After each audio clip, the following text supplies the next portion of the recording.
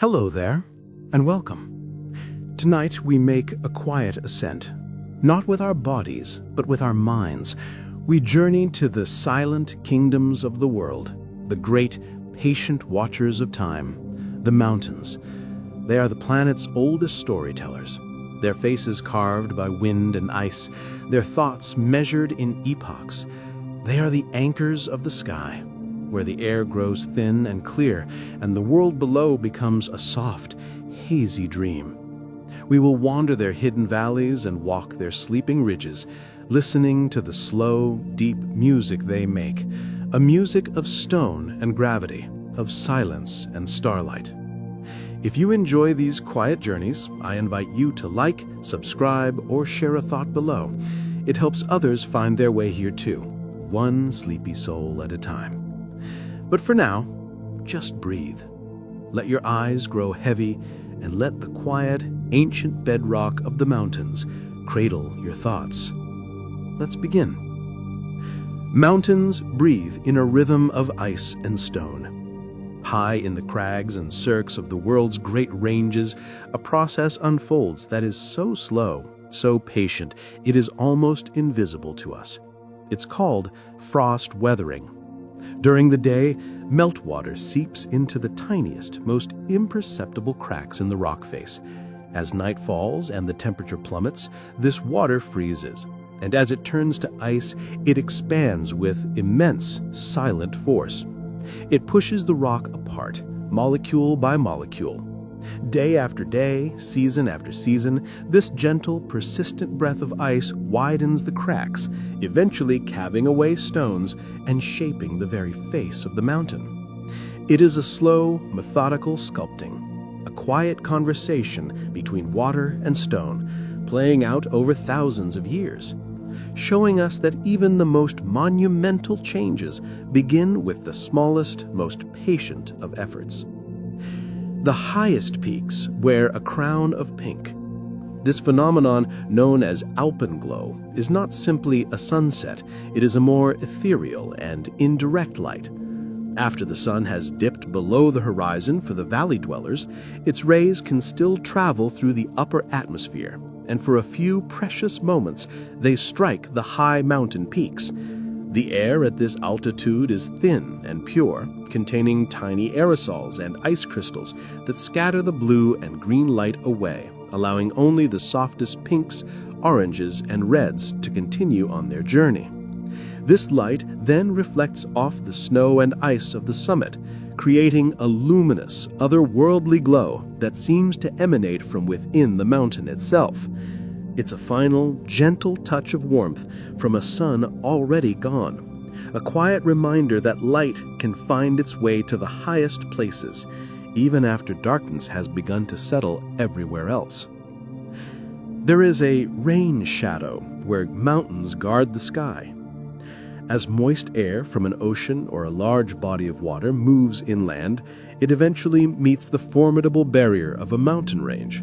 To continue its journey, the air has no choice but to rise. As it ascends, it cools and condenses, its water vapor transforming into clouds, and then rain or snow. This windward side of the mountain is often lush, green, and alive with the gift of water. But once the air has crested the peak and begins to descend on the other side, it is dry, having shed all of its moisture. This leeward side is known as the rain shadow, a place of arid plains or deserts, shielded from the storms. It is a world shaped not by presence, but by a profound and lasting absence, a testament to how the greatest shelters can also create the most absolute divides. The world's quietest places are found in mountain snow. Freshly fallen snow is one of the most effective sound-absorbing materials found in nature. A deep blanket of new snow is not a solid reflective surface, but a porous, intricate lattice of ice crystals with vast amounts of empty space trapped between them. When sound waves travel into the snowpack, they don't bounce off. Instead, they enter this soft labyrinth, their energy becoming lost as they cause the delicate crystal structures to vibrate. This process effectively traps the sound, converting its energy into a tiny, imperceptible amount of heat. This is why a forest after a heavy snowfall feels so profoundly still, so deeply silent. The mountain is not just quiet, it has actively gathered up all the noise of the world and holds it in a soft, cold embrace. A mountain's true height is hidden from view. We measure mountains from sea level, but this is only a convenient reference point. The true base of a mountain range lies deep within the Earth's crust. Just as a large iceberg has most of its mass hidden beneath the waves, a great mountain range has a deep root that extends down into the mantle. This root is a mass of less dense continental crust that buoys the visible peaks above it, a principle known as isostasis. The taller the mountain, the deeper its root must be to support its immense weight. The Himalayas, for instance, have a root that plunges some 40 to 50 miles deep into the planet. It's a beautiful, hidden symmetry, a quiet balance between the soaring heights we can see and the profound anchoring depths we can only imagine. Some mountain flowers create their own tiny greenhouses. In the harsh, cold climates of the high Alps and the Himalayas lives a remarkable plant called the alpine cushion plant.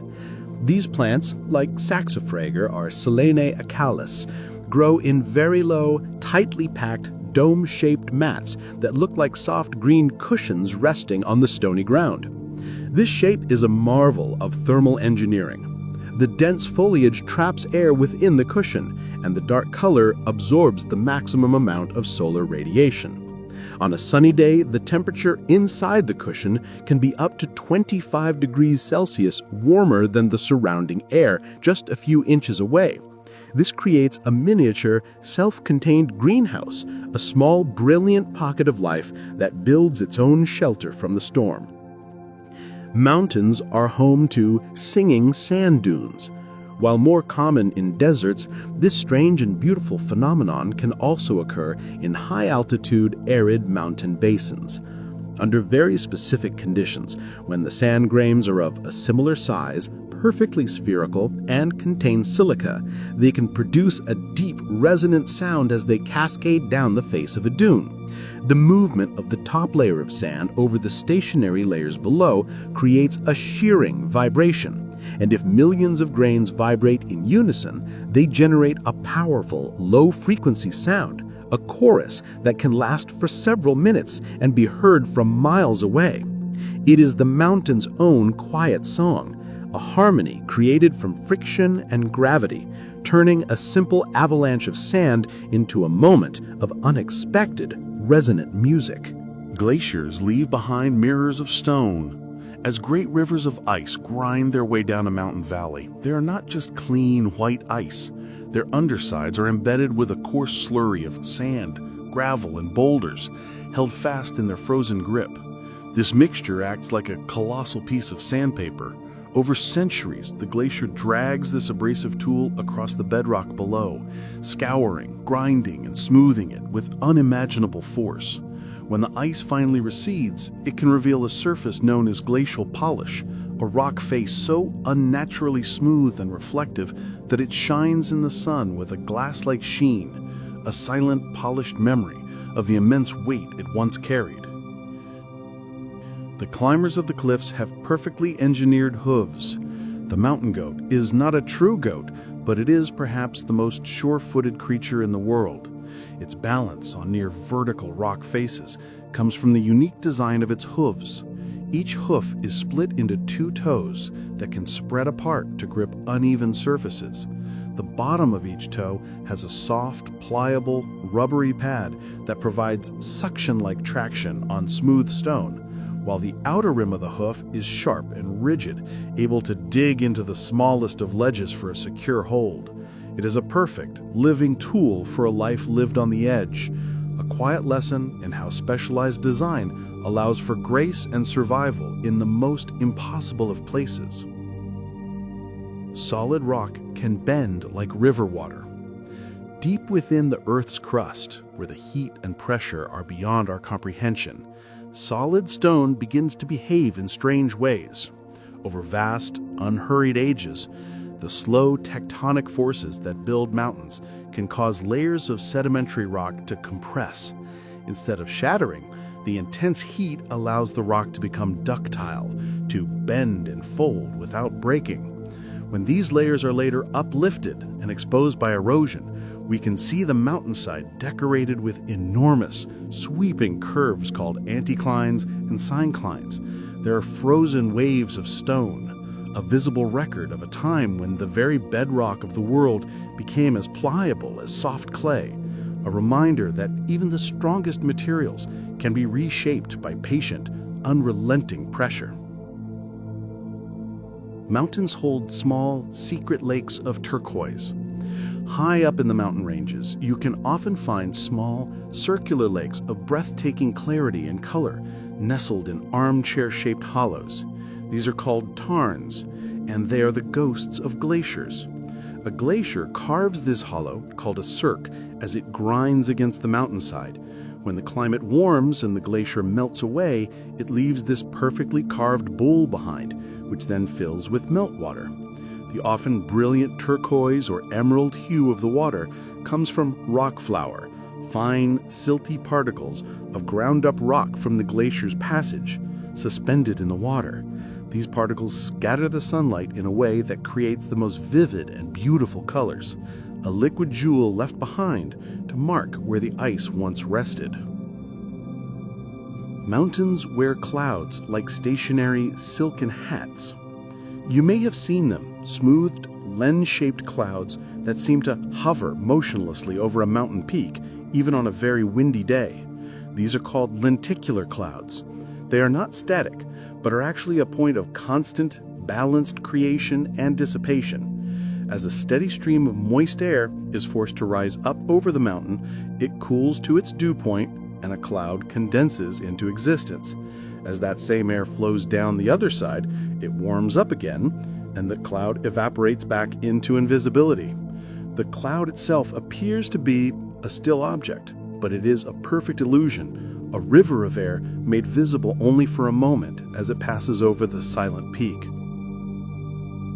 Some peaks stand as islands in sea of ice. During periods of extensive glaciation, vast ice sheets can bury entire mountain ranges.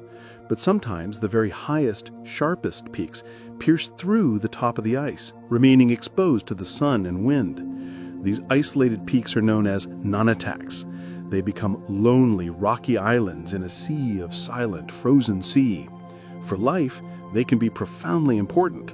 They can act as biological refuges, or refugia, where hardy plants and insects can survive the long winter of an ice age. When the ice sheets finally retreat, these nunataks become the seed points from which life can once again spread across the newly revealed landscape, a testament to the endurance of life in the most solitary and austere of sanctuaries. The scent of mountain rain has a deep, earthy source. After a dry spell, the air in the mountains during a rainstorm carries a particular, wonderfully clean and earthy scent. This smell, often called petrichor, is not just from the water itself. It's a combination of things. One key component is an oil produced by plants during dry periods, which accumulates on rocks and soil. When the rain comes, it releases this oil into the air. Another contributor is a chemical called geosmin, which is produced by a specific type of soil-dwelling bacteria. The force of the raindrops hitting the ground creates tiny air bubbles that trap these compounds and then float upwards as aerosols, carrying the deep, ancient scent of the wet earth up to us, a fragrance that speaks of renewal and life returning to the thirsty ground. The highest trees on a mountain learn to crawl. There is a boundary in the high country, an invisible line drawn by the wind, known as the tree line. Above it, conditions are simply too harsh for trees to grow tall. Right at this edge of survival, you can find forests of Engelmann spruce or subalpine fir that exist in a state of profound adaptation. They are subjected to such relentless freezing winds and such heavy, crushing snowpack that they cannot grow up, so they grow sideways. This twisted, stunted form is called krumholz, meaning crooked wood. The branches grow almost entirely on the leeward side, away from the prevailing wind, forming dense, tangled mats that hug the ground for warmth and shelter. They look less like trees and more like ancient, gnarled creatures creeping slowly across the stone. A profound lesson in adaptation, showing that sometimes survival isn't about standing tall, but about learning how to bow gracefully to a power greater than yourself. Some mountain stones are hollow and filled with light. Hidden within the cooled lava flows of ancient volcanic mountains, you can sometimes find a geode. From the outside, it appears to be nothing more than a dull, lumpy, and unremarkable rock. But its plainness is a perfect disguise. It is a hollow sphere, a space that was once a gas bubble trapped in the molten rock eons ago. Over immense stretches of time, mineral-rich groundwater seeped through the porous outer shell. Slowly, so slowly, molecule by molecule, as the water inside evaporated, it left its mineral passengers behind. They did not settle randomly, but grew into perfectly ordered, interlocking crystals of quartz or calcite or deep purple amethyst, lining the hidden chamber with a breathtaking secret geometry. It's a quiet and patient artistry, a beautiful reminder that the most ordinary exteriors can hold a hidden universe of perfect structure and light. The mountains are the patient water towers of the world. The great mountain ranges of the Earth play a quiet but critical role in the planet's circulation of life. They act as immense natural reservoirs. Throughout the long, cold months of winter, they catch and store unbelievable quantities of precipitation in the form of snow and ice. This high-altitude snowpack is a vital, frozen savings account of fresh water. Instead of allowing it all to run off at once in a flood, the mountains hold it and then release it slowly, gently, during the warm months of spring and summer melt. This steady supply of cold, clear water feeds the headwaters of the world's greatest rivers, providing a reliable source of life to billions of people, plants, and animals living in the lowlands, sometimes thousands of miles away. They're the planet's generous and patient guardians, gathering the storms of winter to offer the gentle gift of life all summer long. Mountain dwellers can sleep for more than half the year. For animals like the alpine marmot, surviving the brutal high-altitude winter requires a profound act of disappearance. They excavate deep and intricate burrows called hibernacula far below the frost line, and there they enter a state of true hibernation. This is something far deeper and more mysterious than ordinary sleep. Their heart rate can plummet from 100 beats per minute to as few as 2 or 3, a near-perfect stillness. Their body temperature drops to just a few degrees above freezing, and their breathing becomes so shallow and infrequent that it is almost impossible to detect.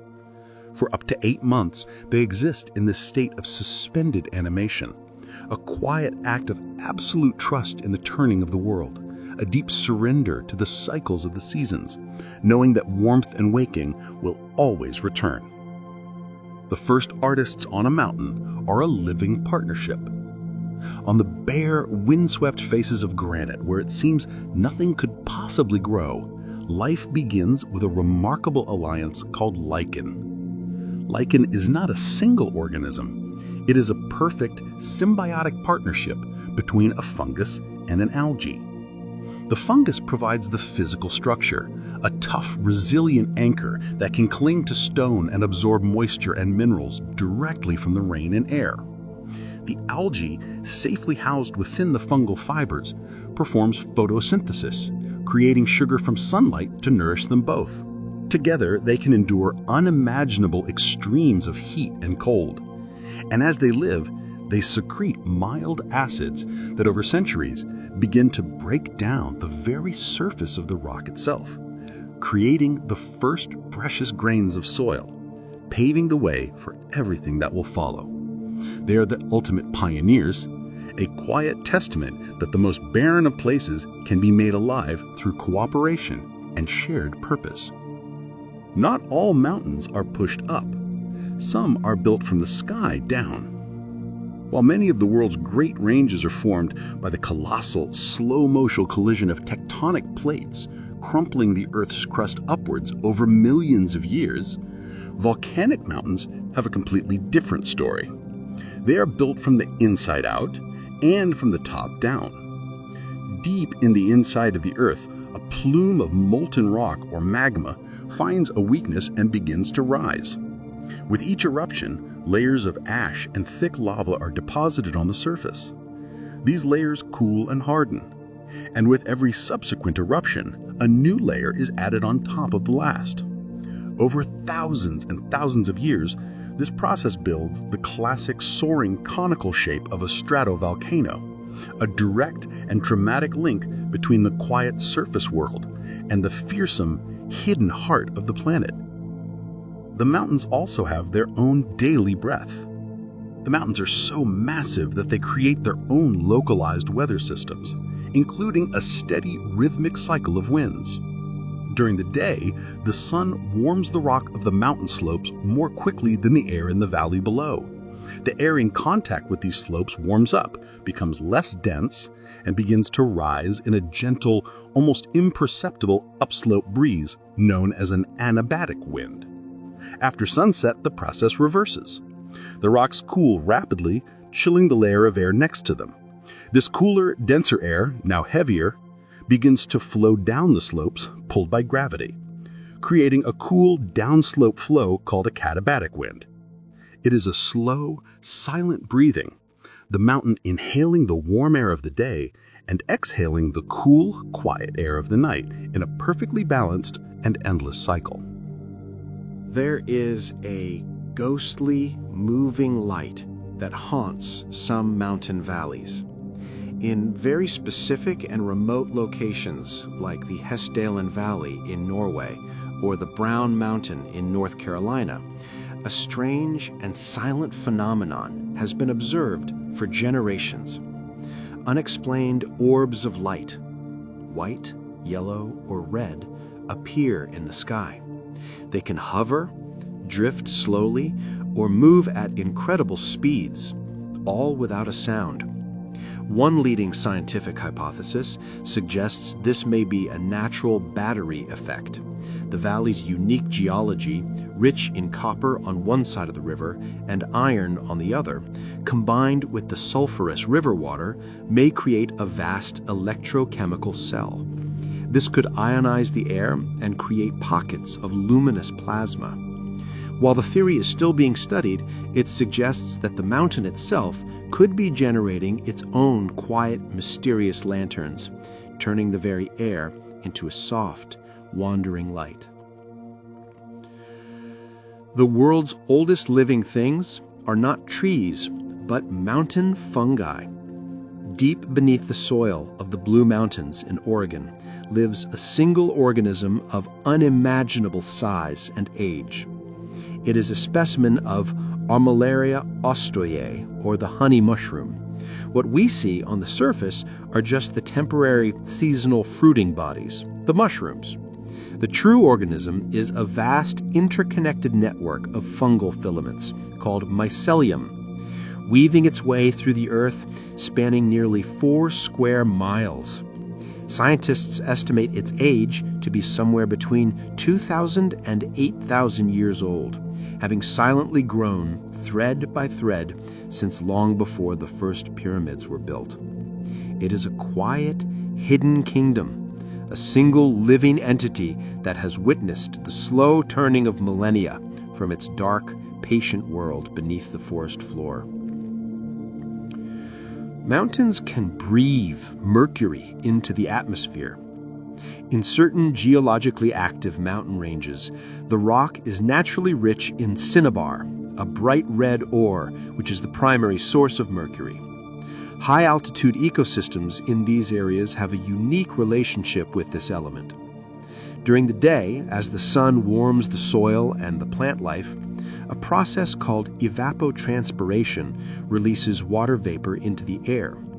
Along with this water vapor, tiny trace amounts of elemental mercury are also released from the soil and plants, entering the atmosphere in a gaseous form. It's a subtle, invisible exhalation. At night, as the air cools, this mercury vapor condenses and is redeposited back onto the surfaces of the mountain. It is a slow, daily cycle of release and return, a mountain's quiet, elemental breath, shaped by the simple rhythm of sunlight and shadow.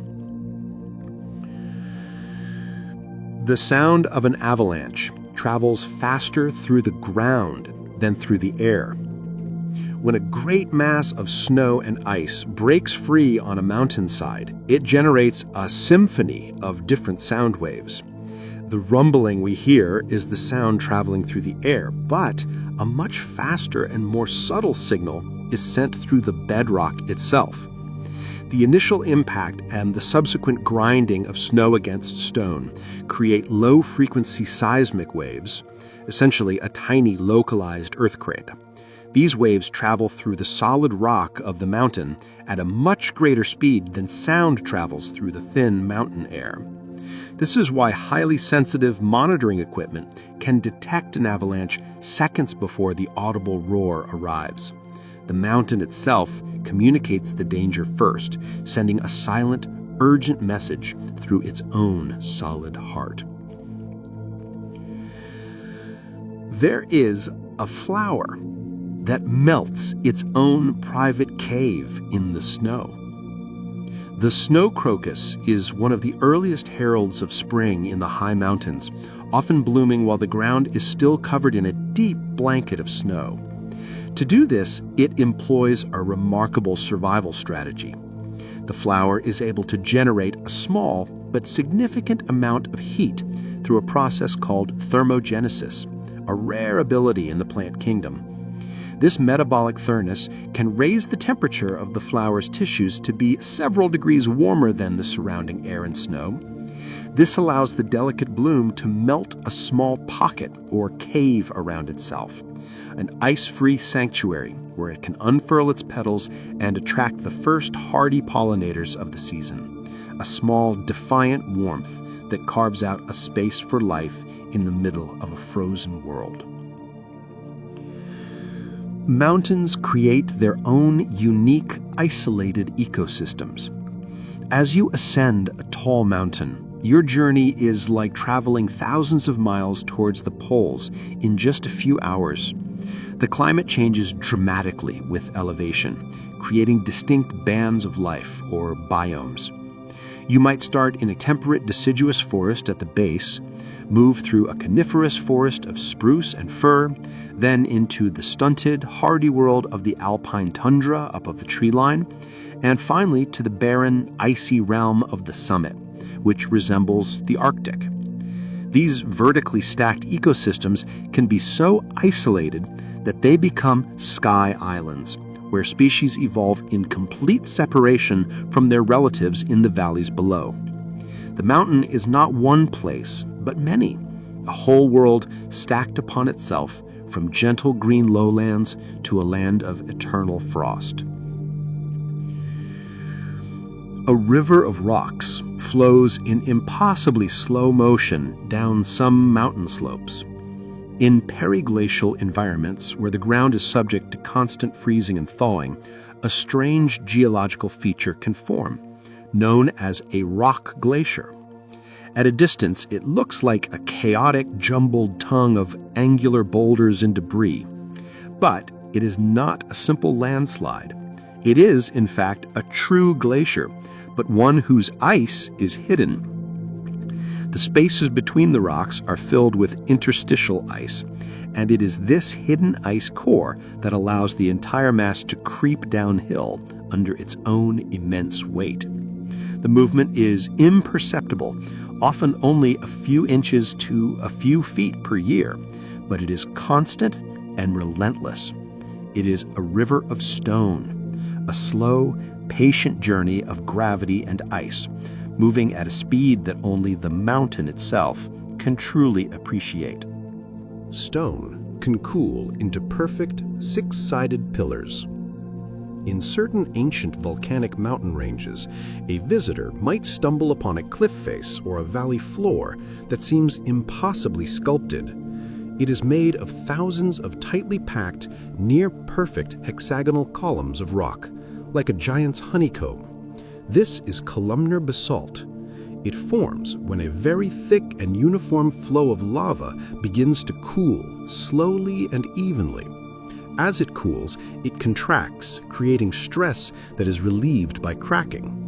For reasons of pure physics and energy efficiency, the most stable way for these cracks to form is at 120-degree angles, naturally creating a landscape of six-sided pillars. It is a moment of chaos frozen into perfect mathematical order, a quiet reminder that a hidden geometry underpins even the most fiery of beginnings. There is a bird that walks along the bottom of mountain streams. The American dipper is a small, slate-gray songbird with a remarkable secret.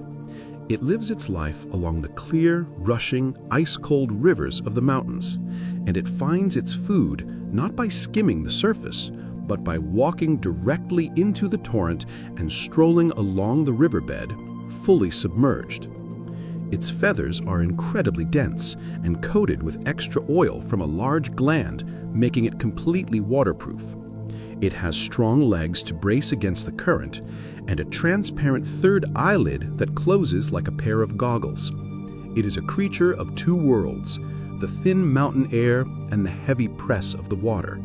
A gentle lesson in how survival can be found not by avoiding a challenge, but by building the perfect way to walk right through it. A mountain can hold your voice and give it back to you. An echo is a simple thing, a sound wave traveling through the air until it hits a solid distant surface, like a cliff face, and bounces back to you. The delay you perceive is the time it took your voice to make that round trip, and the softness of the return sound is because the wave loses energy on its long journey. But in the vast silence of a mountain valley, it feels like something more. It feels like a conversation. You send a piece of yourself out into the immense space, and the mountain considers it for a moment before gently handing a softer, quieter version of it back to you. It is a perfect illustration of how the world can reflect what we offer, often returning our own energy to us in a more peaceful and thoughtful form. The mountain teaches a quiet lesson in perspective.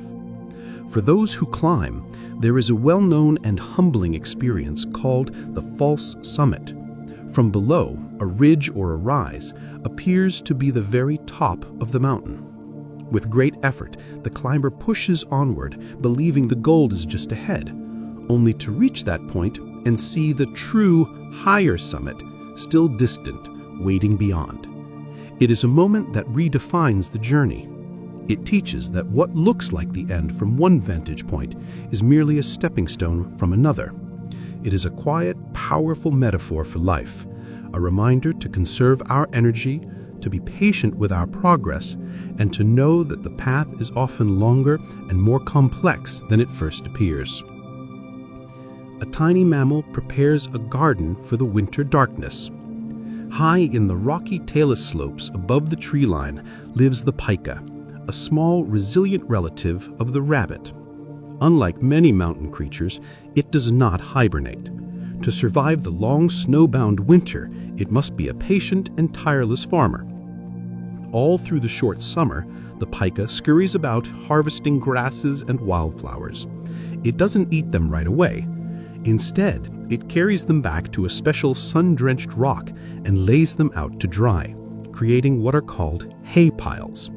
These carefully cured stores of food will be its only source of nourishment during the months of deep cold and darkness. A beautiful act of foresight, a quiet testament to the wisdom of gathering the warmth of today to sustain you through the cold of tomorrow. The silence of a summit is a physical truth. The profound, soul-deep quiet you experience on a high mountain peak is not just an absence of noise from the world below. It is a fundamental quality of the air itself. At high altitudes, the atmosphere is thin. The molecules of air are much further apart than they are at sea level. Sound is nothing more than a vibration, a pressure wave that needs a medium to travel through. When the molecules of that medium are sparse, the sound wave simply cannot propagate efficiently. It loses its energy quickly, becoming muffled and faint. This is why even a nearby shout can sound strangely distant. The stillness is not an illusion. It is a physical property of the space itself, a quiet born from sheer crystalline emptiness. Some mountain plants taste of lemon and thunderstorms. In the stark, stony world of the high alpine zone, flavors can be a surprising discovery. The mountain sorrel, Oxaria digena, is a hardy little plant that thrives in the thin soil between rocks. Its round, kidney-shaped leaves are edible, and they hold an unexpected secret. They are bursting with a sharp, tangy, and intensely sour flavor, almost like a lemon.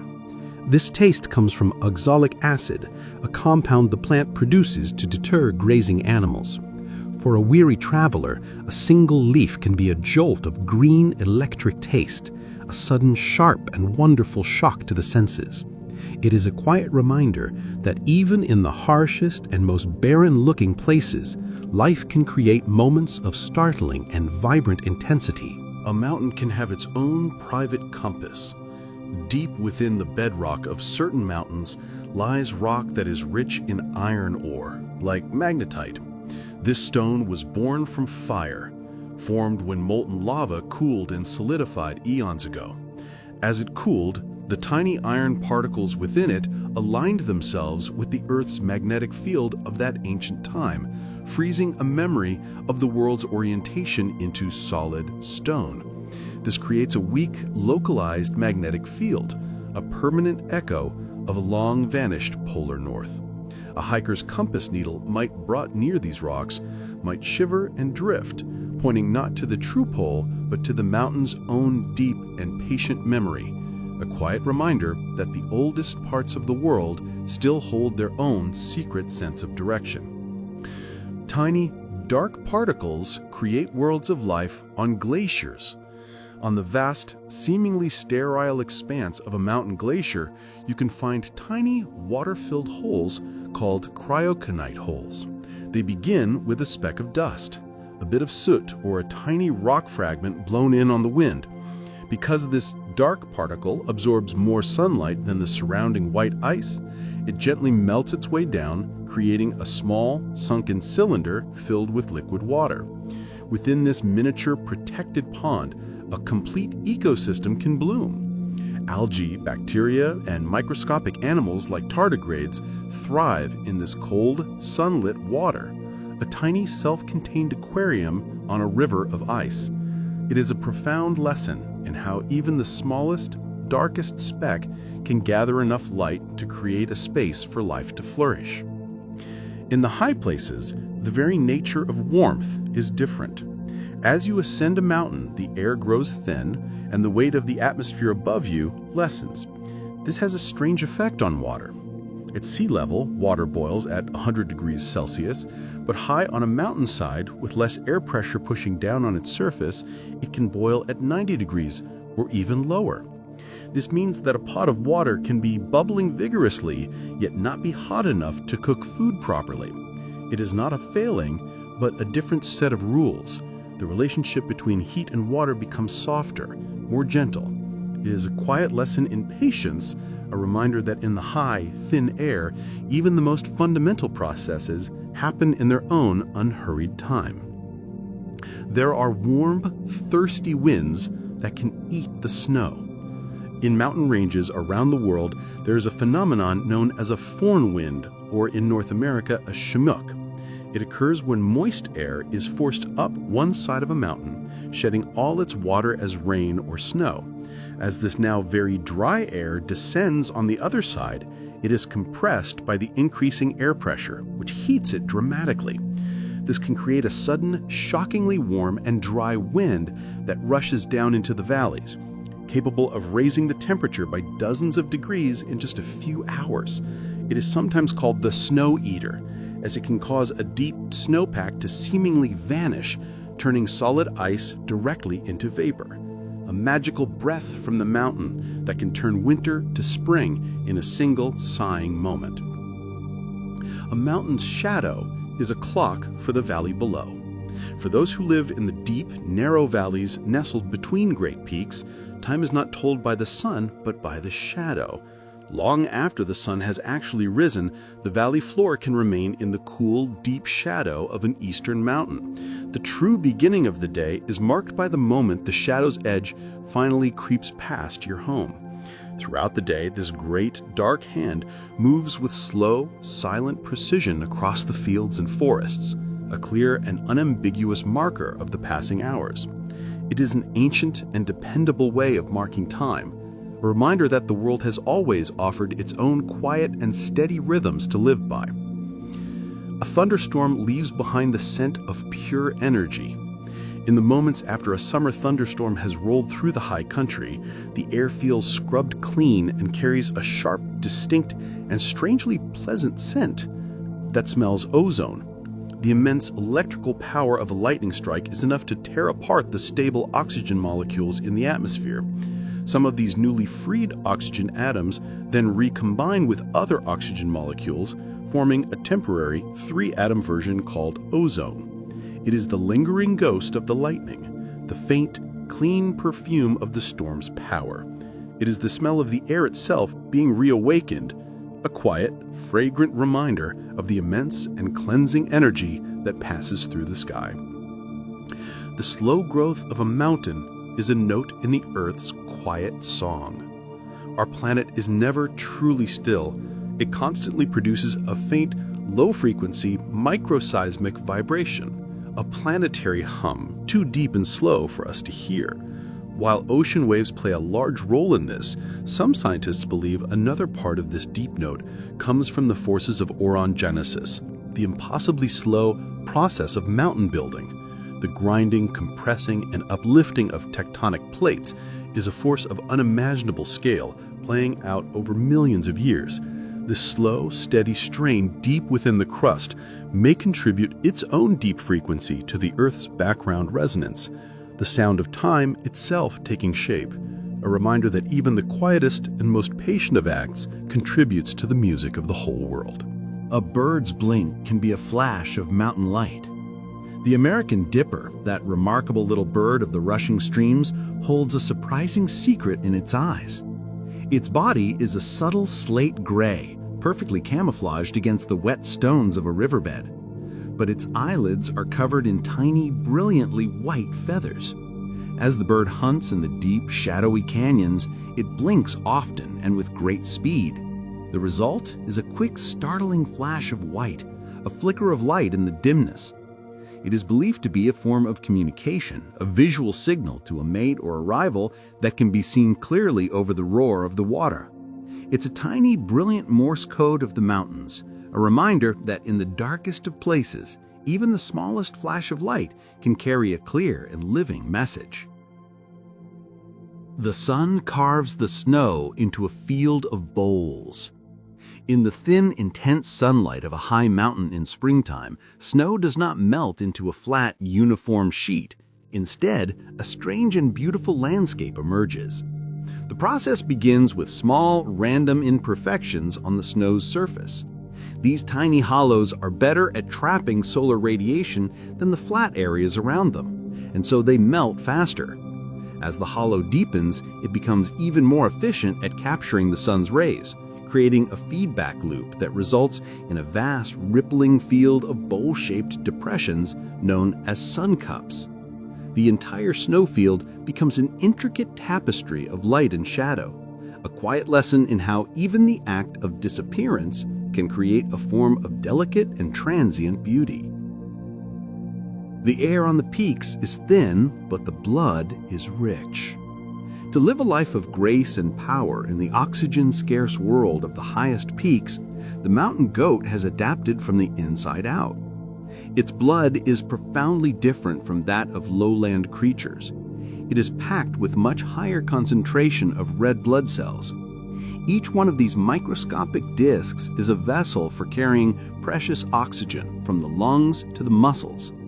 This physiological richness is a hidden engine, allowing the goat to perform incredible feats of climbing and endurance in an atmosphere that would leave us breathless and weak.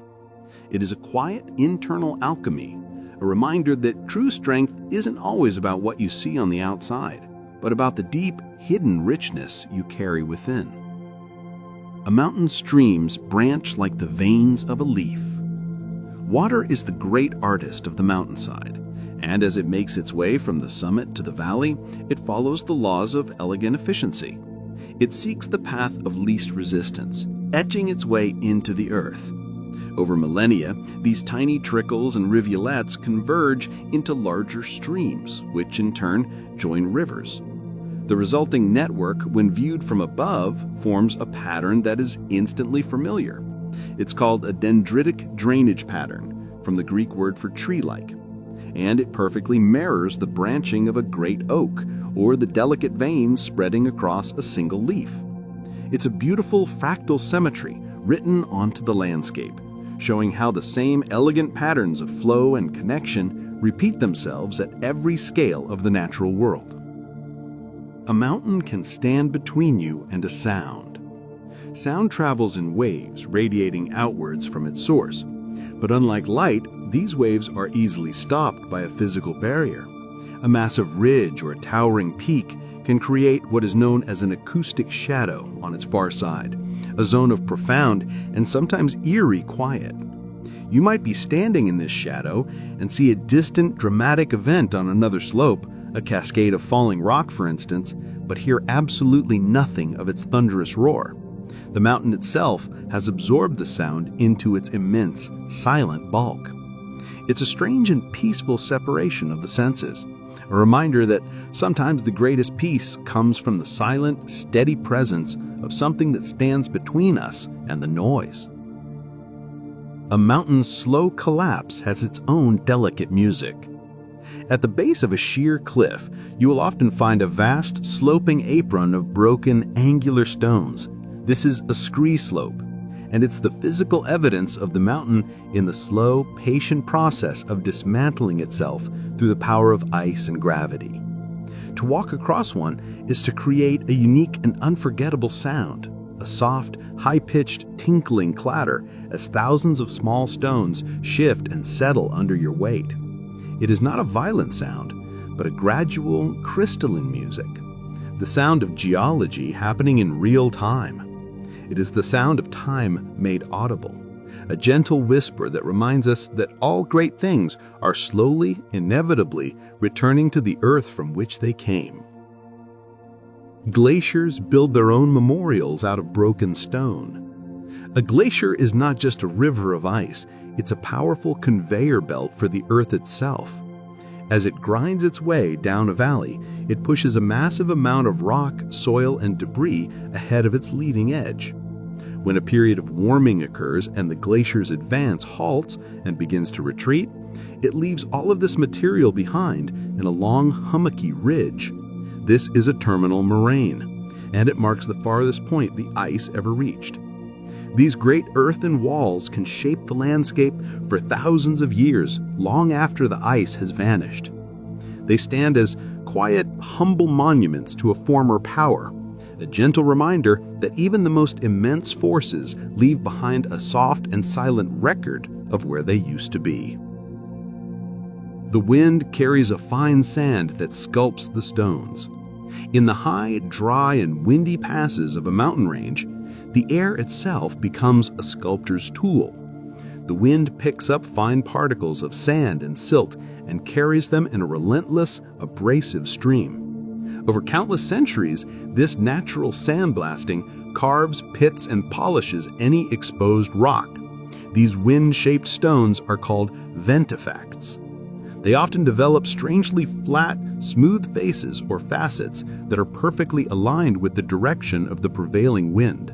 They can almost look artificial in their geometric precision, a quiet testament to the power of the invisible, a lesson in how the softest and most persistent of forces can reshape even the hardest of things. The valleys can be colder than the peaks. On a calm, clear, and windless night, a strange and beautiful reversal happens in the mountains. As the sun sets, the ground radiates its heat away into the sky and cools quickly. The air in contact with this cooling ground also becomes cold, and because cold air is denser and heavier than warm air, it begins to flow. Like a slow, invisible river, it drains down the slopes and settles, pooling in the lowest parts of the valley. This displaces the warmer, lighter air, pushing it upwards, a phenomenon known as a temperature inversion. It is a quiet turning of the tables, a world where the highest places hold the lingering warmth of the day, while the deepest hollows are cradled in a pool of profound and settled cold. A bumblebee's flight defies the thin air. In the high-altitude meadows of the world, where the air is too thin to support easy flight, the bumblebee performs a small daily miracle. To achieve lift in this environment, it must beat its wings with incredible speed, not just up and down, but in a complex rotational pattern that creates tiny, powerful vortices of air. More than this, to fly in the cold, it must first warm itself. It does this by uncoupling its wings from its flight muscles and then shivering those muscles intensely, generating its own internal heat until it is ready for takeoff. It is a creature of immense and hidden power, a soft, buzzing refutation of the impossible, proving that even in the thinnest of air, the most determined of hearts can learn to rise. Mountains can carry jewels from the Earth's deep heart. Diamonds are not born in the mountains. They are born in the profound pressure and heat of the Earth's mantle, more than 100 miles deep. Their journey to the surface is a rare and violent one. In certain ancient and explosive volcanic eruptions, a column of magma shot upwards at supersonic speeds, creating a deep, carrot-shaped conduit of rock known as a kimberlite pipe. This incredible velocity was a crucial act of preservation. It carried the diamonds to the surface so quickly that they did not have time to degrade back into common graphite. The ancient eroded cores of these volcanic mountains are now the quiet guardians of these stones, a silent reminder that the greatest treasures are often brought into the light by the most powerful and fleeting of moments. High on the desolate, wind-scored slopes of the White Mountains of California live the Great Basin bristlecone pines. They are not the tallest or the grandest of trees. They are gnarled, wind-scored, and sparse, but they are the oldest single living things on our planet, with some individuals having stood for nearly 5,000 years. They survive by growing with an almost unimaginable slowness. Their wood is incredibly dense and full of resin, making it nearly impervious to insects and rot. Each ring of their growth is a meticulously kept diary, a precise, unbroken record of every dry year, every cold snap, every gentle spring. A silent, living library that holds the slow, deep memory of the mountain itself. A mountain can comb the moisture from the passing air. When a steady, moist wind flows up the side of a mountain, it is gently lifted into cooler altitudes. As the air cools, the invisible water vapor it carries cannot stay in its gaseous form. It condenses into a visible cloud, a soft gray blanket that cloaks the slopes. In places where this happens constantly, it creates a unique ecosystem known as a cloud forest.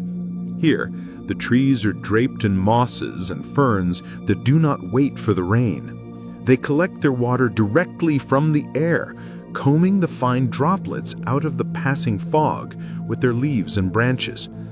It is a quiet, thirsty world, a place where the mountain and the forest work together to gather their life from the sky's softest breath. A melting glacier releases the sound of ancient air. When snow falls high on a mountain and is compressed over centuries into the dense blue ice of a glacier, It traps tiny bubbles of the atmosphere within it. These are not just empty spaces. They are perfectly preserved samples of the air from 1,000 or 10,000 years ago. When a piece of this glacial ice calves off into a lake or the sea and begins to melt, these ancient bubbles are finally released. As they pop to the surface, they create a distinct, persistent fizzing and crackling sound. It is often called Bergey's Seltzer. To listen to it is to hear the sound of the past being set free, a soft, whispering chorus from an atmosphere long since vanished. The stars shine brightest from the quiet peaks. The deep, profound clarity of the night sky from a high mountain summit is a physical truth of the atmosphere. Down in the lowlands, we look at the cosmos through a thick, heavy blanket of air.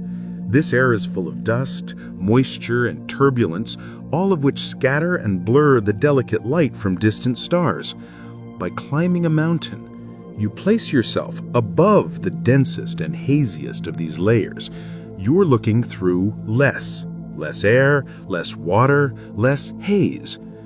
And the result is a sky of absolute blackness, punctured by stars that do not seem to twinkle, but shine with a hard, steady, and brilliant light. It is a quiet reward for the ascent, a clearer, more intimate connection to the silent and infinite world above. A mountain's air can paint pictures of things that are not there. In the calm and still air above a mountain range or a cold valley floor, a strange and beautiful illusion can occur. It is called a fata morgana, a complex mirage that dramatically distorts objects on the horizon. It happens when a layer of warm air sits on top of a much colder air, creating a thermal duct that bends light rays in unusual ways. Distant peaks or ridgelines can be stretched, compressed, inverted, or made to look as if they are floating in the air like ethereal, shimmering castles. It is the atmosphere itself becoming a lens, a gentle and silent artist that uses light and heat to build fantastic, impossible landscapes in the quiet spaces of the sky. A mountain can rise by losing its great weight. During the Great Ice Ages, the sheer mass of the glaciers was so immense that it physically pushed the Earth's crust down, depressing it into the softer mantle below. But the planet's crust has a slow, patient buoyancy. When the climate warmed and the colossal rivers of ice finally melted away, this unimaginable weight was lifted. Over thousands of years that followed, and continuing even today, the land began to slowly rise back up in a process called isostatic rebound. It is the Earth's own quiet sigh of relief, a slow and patient rising after a long and heavy sleep. The eyes of the cliff walker see a wider world. The pupil of the human eye is a simple circle, but the eye of a mountain goat holds a different kind of geometry. Its pupils are horizontal rectangles. This strange shape gives the animal a stunningly wide, panoramic field of vision, allowing it to see a vast, unbroken horizon of almost 340 degrees without turning its head. This means it can simultaneously watch the path ahead for treacherous footing, while also keeping an eye on the cliffs above and the valleys below for any sign of a predator.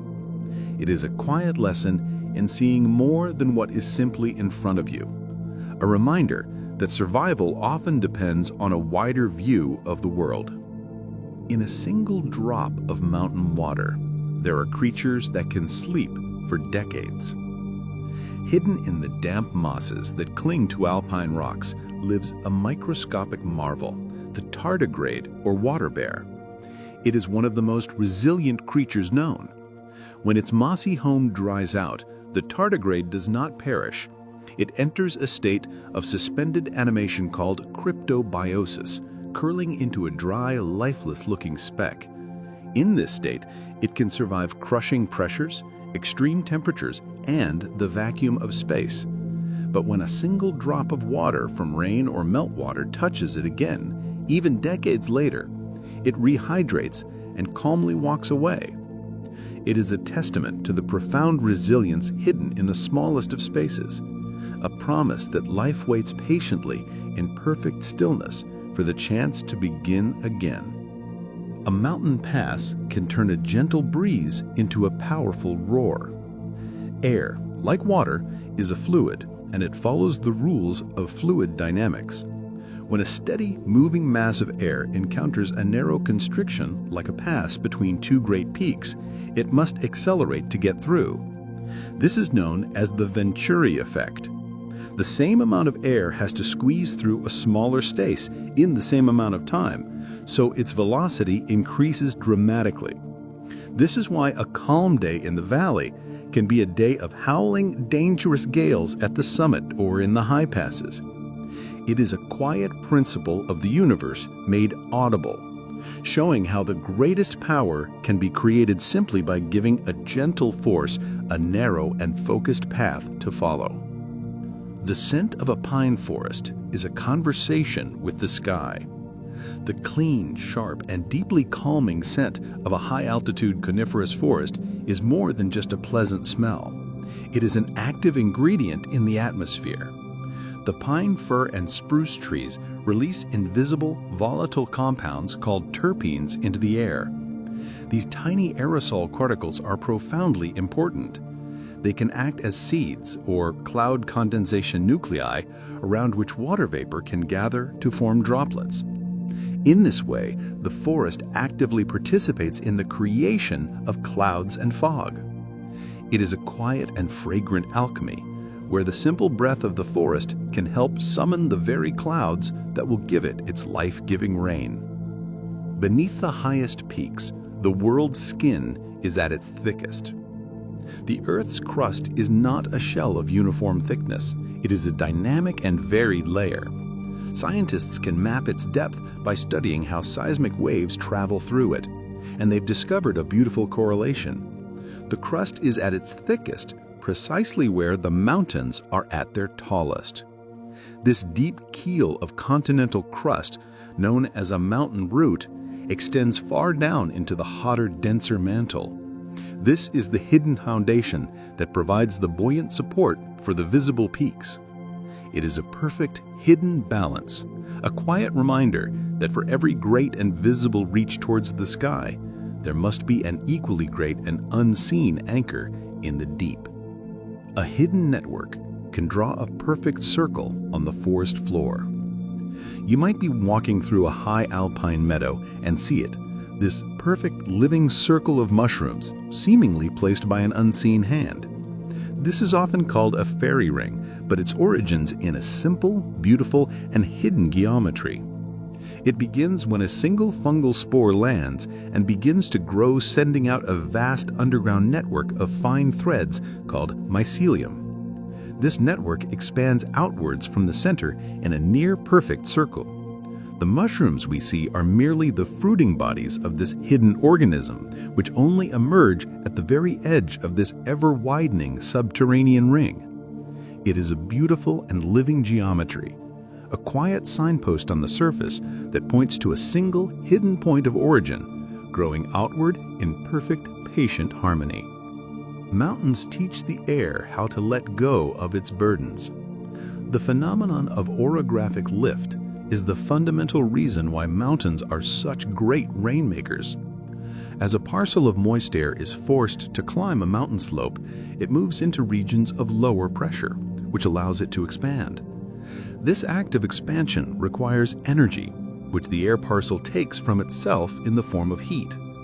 This process, called adiabatic cooling, chills the air to its dew point without it ever touching a colder surface. It is this cooling that forces the air to release its invisible burden of water vapor, transforming it into the visible substance of a cloud, and then into rain. It is a gentle and necessary unburdening, a quiet lesson from the mountain that sometimes, to rise higher, you must first learn to release the weight that you are carrying. A mountain forest can move in silent rolling waves. On the high slopes of the Appalachian and Japanese mountains, you can sometimes see a strange and beautiful pattern in the fir forests. It looks like a series of dark green waves rippling slowly up the mountainside. This phenomenon is called a fir wave. It is a cycle of death and regeneration driven by the wind. On the exposed windward edge of a gap in the forest, the trees are damaged by ice and wind, and they eventually perish. This exposes the next row of trees behind them to the full force of the wind, and so the wave of decline slowly propagates through the forest. But in the shelter of the dying trees, new, young saplings can finally get enough light to grow, a wave of rebirth that follows perfectly in the wake of the old. It is a slow, elegant dance of life and decay, a quiet lesson in how one generation can create the necessary shelter for the next. The snow itself can bloom in shades of pink or light red. High on a mountain in the late spring, you might come across a patch of snow that seems impossibly stained, as if with a pale watercolor of pink or light red. It even gives off a faint, fresh scent, strangely reminiscent of watermelon. This is not a stain, but a bloom. It is a thriving colony of a species of single-celled green algae, Chlamydomonas nivalis, that is specially adapted to the cold. While the algae itself is green, it produces a bright red pigment to shield itself from the intense, high-altitude UV radiation. This watermelon snow is a tiny, hidden garden, a startling and beautiful reminder that life can find a way to flourish, not just in spite of the cold, but because of it, painting the frozen world with its own living color. Some of the most dramatic rock formations are uncovered, not built. Scattered across the moorlands and high plateaus of mountains around the world are tors, striking, freestanding outcrops of rock that rise from the gentle slopes like ancient ruined castles. They look as though they were placed there, but they are actually the result of a great unveiling. They began as a harder, more resistant section of granite deep underground. Over millions of years, the surrounding softer rock was chemically weathered by groundwater that seeped down through cracks and fissures. Then, over more long ages, the surface soil and the rotted softer rock were slowly stripped away by erosion, gradually revealing the solid, unweathered core that had been waiting patiently below. They are a monument to the unseen, a quiet testament to how the most enduring shapes are often formed in the darkness long before they are ever brought into the light. The very soil on a mountain can flow like a thick, slow liquid. In the cold climates of the alpine tundra, the ground is often permanently frozen just below the surface. In the summer, the top layer of soil thaws, but the water has nowhere to drain, trapped by the impenetrable layer of permafrost below. This creates a saturated, waterlogged layer of soil and sediment that becomes unstable. Under the slow, persistent pull of gravity, this entire layer begins to creep downhill in a process called solifluction. It moves with an impossible slowness, forming broad tongue-like lobes and terraces on the mountainside. It is the earth itself, sighing and settling, a quiet, patient lesson in how even the most solid-seeming ground can be set in motion by the gentle, relentless persuasion of water and time. The mountain marmot's whistle is a language on the wind. The piercing, high-pitched whistle of a marmot echoing across an alpine meadow is more than just a simple noise. It is a sophisticated and vital form of communication. Marmots had a complex system of calls to navigate their social world. A single loud whistle might be an alarm call, signaling the approach of an eagle from above, sending everyone diving for their burrows. A different series of trills or a chattering sound might be used to define territory or to communicate with a mate. These sounds are perfectly pitched to carry for long distances in the thin mountain air. It is a simple, elegant language, a quiet reminder that community and connection are built upon the ability to send a clear warning and a gentle call across the great and silent spaces. A mountain's cracks can be healed with veins of crystal. Deep within the earth, the immense pressures of mountain building can cause solid rock to fracture and break, but this is not always the end of the story. Superheated mineral-rich water from deep within the crust can be forced up into these newly formed cracks and fissures. As this hydrothermal fluid cools on its slow journey upwards, the dissolved minerals can no longer stand solution. They precipitate out, growing slowly into interlocking crystals of quartz, calcite, or even precious metals like gold and silver, filling the void and sealing the fracture. These are mineral veins, the beautiful, crystalline scars of the mountain, a quiet testament to the idea that even the most deep breaks can be healed, filled with something stronger and more beautiful than what was there before. The solid ground of a mountain breathes with the sky. A mountain is not an inert, unchanging mass of stone. It is a dynamic part of a living system responding to the world around it in the most subtle of ways. Scientists with incredibly sensitive instruments have found that high mountains can actually breathe in a daily cycle. The immense weight of the atmosphere is constantly pressing down on the land. As the sun warms the air during the day, the atmosphere expands and its pressure lessens slightly, allowing the mountain to rebound or rise by a minute amount. At night, as the air cools and becomes more dense, the pressure increases and the mountain is compressed ever so slightly. It is an imperceptible rise and fall, a quiet conversation between the weight of the air and the immense strength of the stone. A mountain goat's coat is a miracle of empty space. To survive in the brutal cold of the high peaks, the mountain goat relies on a coat of profound engineering.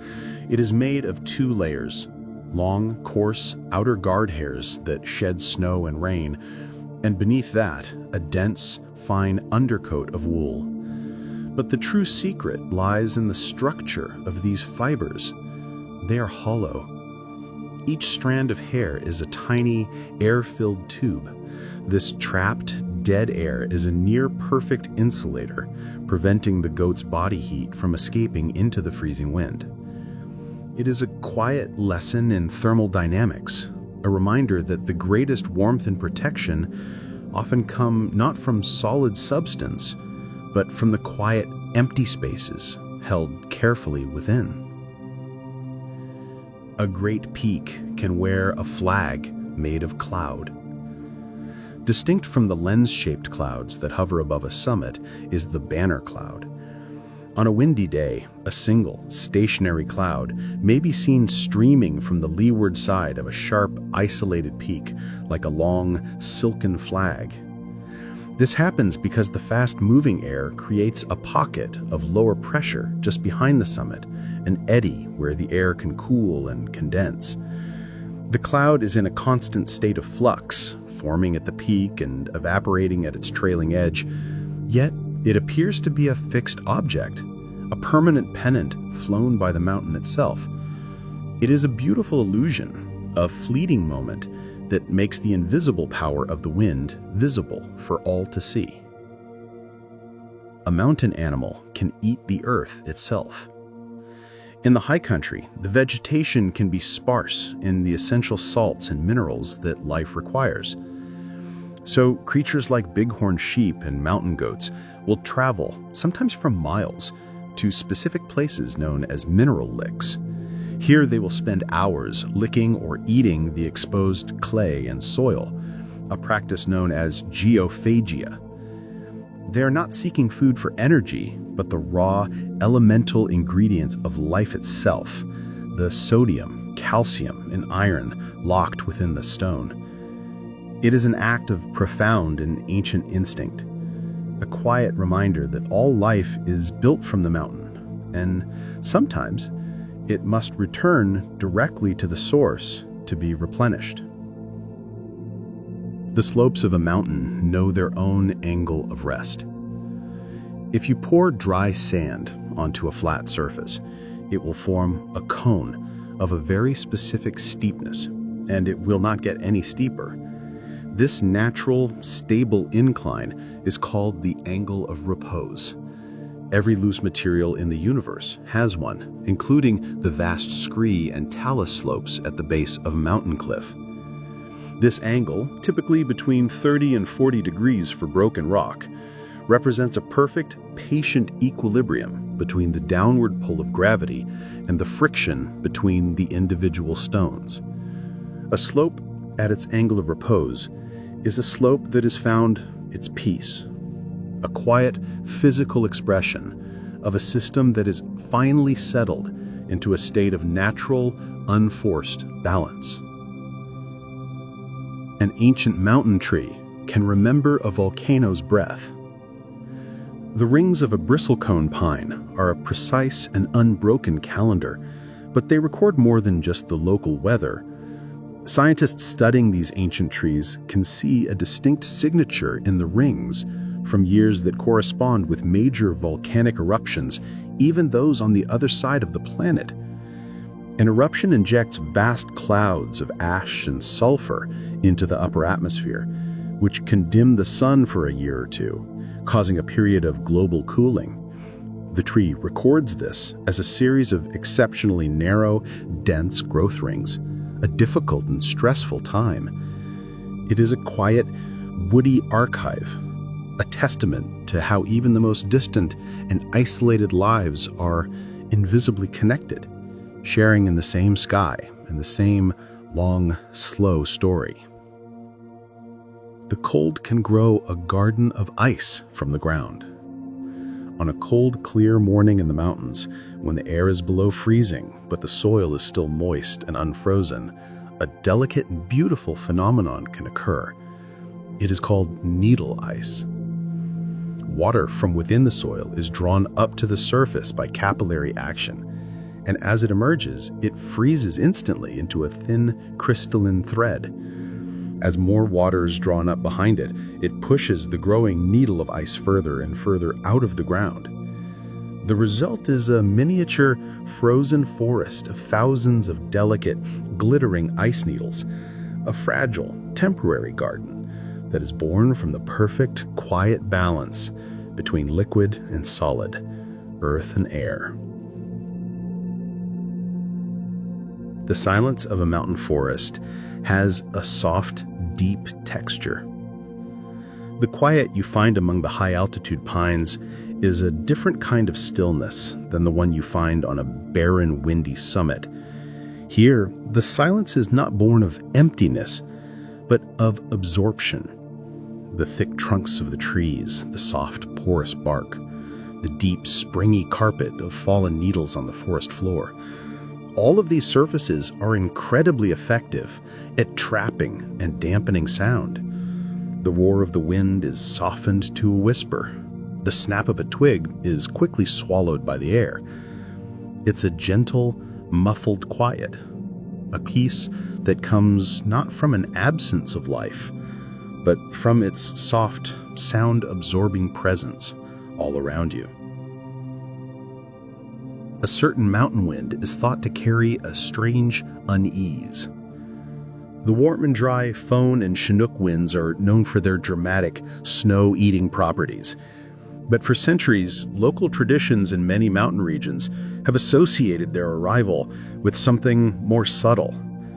People have reported experiencing headaches, restlessness, and a general sense of unease during these wind events. Some researchers hypothesize that this Fohn sickness could be related to the rapid changes in atmospheric pressure or the electric charge of the air, though the connection remains a gentle mystery. It's a quiet and curious link between the great movements of the atmosphere and the subtle internal weather of our own minds. The oldest life on a mountain can be used as a living clock. Lichen, that hardy partnership of fungus and algae, grows with a patience that is hard to comprehend. Some species of map lichen grow at a known, consistent, and incredibly slow rate, often less than a millimeter per year. This has given geologists a remarkable tool called lichenometry. By measuring the diameter of the largest lichen colony on a rock surface, like a glacial moraine or landslide deposit, they can estimate with surprising accuracy how long that rock has been exposed to the sun and air. It's a way of asking the slowest of living things to tell you the age of the stone it rests upon. A quiet dialogue between life and geology, measured in the patient widening of a circle. The rivers of a mountain can flow with the color of the moon. The meltwater that flows from the snout of a glacier is often not clear, but a strange, opaque, pale turquoise or milky white. This is known as glacial milk. The color comes from the immense grinding power of the ice itself. As the glacier moves, it scours and pulverizes the bedrock beneath it into a fine, silty powder called rock flour. These tiny suspended particles are so light that they do not settle out, but are carried away by the meltwater, giving the river a luminous, otherworldly hue. It is the mountain itself, dissolved, its very substance being carried on a long, slow journey down to the distant sea. The air of the high meadows can hide a sudden warmth. As you walk through an alpine meadow, you're surrounded by the clean, cool scent of the mountain air. But then, for a single step, you might pass through a pocket of intense, warm fragrance. The sharp, spicy scent of wild thyme or the cool, clean scent of mint. These hardy, ground-hugging herbs only release their essential oils when they're disturbed, when a footstep bruises a leaf or a passing animal brushes against them. It's a secret, held in reserve, a gift of sudden and unexpected warmth, released for just a moment by a simple, passing touch. It's a quiet reminder that the most beautiful things in the world often wait patiently to be noticed. A mountain's first skin is not made of earth, but of air and life. Before there is soil, there is a thin, almost invisible layer on the surface of the bare rock and sand. It is called a biological soil crust, and it is a living, breathing community. It is a complex tapestry woven from cyanobacteria, lichen, mosses, and fungi. These microscopic pioneers work in perfect silent harmony. The cyanobacteria, with their sticky sheaths, bind the loose particles of sand and dust together, preventing erosion. They also perform the miracle of nitrogen fixation, pulling nitrogen directly from the air and converting it into a form that other plants can use. It is the very first, most humble, and most essential foundation of a new ecosystem, a quiet and patient weaving that turns dust and air into the promise of a forest. The very gravity of a mountain can be measured from the sky. A great mountain range is not just a feature on the surface of the earth. It is a place of immense concentrated mass. This mass exerts its own tiny, localized gravitational pull. While we could never feel this, highly sensitive satellites orbiting the planet can. As a satellite passes over a massive range like the Himalayas, it is pulled ever so slightly closer to the Earth by the mountain's gravity. Its orbit dips by an infinitesimal but measurable amount. It is a quiet cosmic conversation, a way of weighing a mountain by observing its gentle, invisible tug on a traveler passing through the silent emptiness above. Some mountains are built by the lives of trillions of tiny creatures. Not all mountains are made of granite or basalt. The soaring, pale gray limestone peaks of ranges like the Dolomites in Italy have a completely different origin. They are not volcanic, nor are they the result of crumpled continental plates alone. They are the collected memory of an ancient sea. Hundreds of millions of years ago, this stone was alive.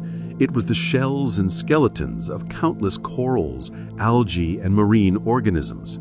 Over eons, as these creatures perished, their calcium carbonate remains settled on the seabed, accumulating in layers thousands of feet thick, slowly compacting into solid rock. Later, tectonic forces lifted this ancient petrified seabed high into the sky, creating mountains that are not just stone, but the quiet, patient architecture of life itself. The certain mountain flower turns its head to follow the sun. The alpine alvins, also known as the snow buttercup, is a beautiful, low-growing flower with a bright yellow dish-shaped blossom. It exhibits a remarkable behavior called solar tracking or heliotropism. On a clear day, the flower head will slowly pivot on its stem throughout the day, always facing the sun directly, like a tiny, living satellite dish. This has two benefits. By maximizing its exposure to sunlight, it increases the efficiency of its photosynthesis. But more importantly, by focusing the sun's rays towards its center, it can raise the temperature inside the flower by several degrees, creating a warm, inviting place for visiting insects, a small and brilliant act of hospitality in the cold mountain air. The wind in a mountain pass does not always flow straight through. When a strong, steady wind encounters a sharp ridge or a peak, it can create a beautiful and complex phenomenon in its wake. As the wind flows over the obstacle, it can curl back on itself, forming a series of large, invisible, rotating vortices of air. These are known as rotors. They can be incredibly turbulent and are often a hidden danger to aircraft. But sometimes, if there is enough moisture in the air, a cloud will form in the core of the rotor, a smooth, almond-shaped cloud that seems to spin in place. It is the wind's own quiet eddy, a moment where the relentless forward rush pauses to turn back on itself in a silent, spinning dance. A mountain's deep chill can preserve the most delicate of things. High on a remote peak in the Andes, the frozen, mummified remains of ancient Incan children were found, left as offerings centuries ago. The preservation was so perfect that their skin, hair, and even the textiles of their clothing were intact. The reason for this is the mountain's own patient stillness. The intense, dry cold of the high altitude freezes any moisture before it can aid in decomposition. The thin air, with its low oxygen levels, further slows any chemical decay, and the eternal, deep freeze of the ground prevents any scavenging animals or insects from disturbing the site. It is a quiet, unintentional act of perfect curation, where the mountain itself becomes a gentle, silent guardian of the past. There is a spider that lives its life in a bubble of air. In the slow-moving, cold ponds and streams of the high mountains lives the diving bell spider. Unlike any other spider in the world, it spends almost its entire life underwater. It does this by constructing a remarkable piece of natural technology. It weaves a thick, silken, thimble-shaped web among the underwater plants, and then it makes several trips to the surface carrying tiny bubbles of air trapped in the fine hairs on its abdomen. It releases these bubbles into the web, slowly filling it until it becomes a shimmering, silvery dome of air, a personal underwater home where it can breathe, rest, and even raise its young, safe from the predators of the surface world. A mountain range can be so heavy it warps the land around it.